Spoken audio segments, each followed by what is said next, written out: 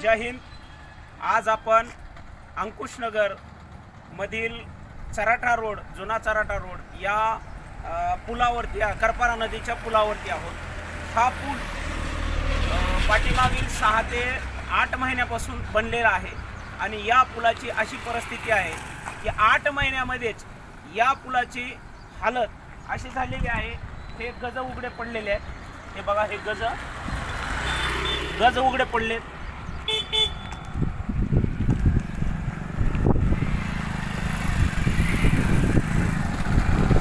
सेंटरला गज उघडे पडले। या गजाची अशी परिस्थिती आहे, गाड्या अडकून याच्यात ॲक्सिडेंट होऊ शकतात।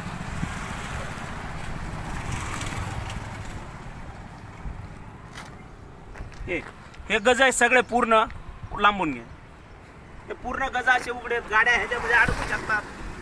नागरिकांचे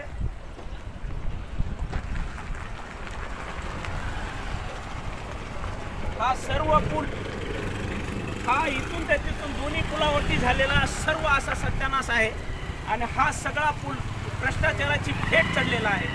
हा ज्या कंपनीने काम केलं त्या कंपनी काळ्या यादीमध्ये टाकली गेली पाहिजे।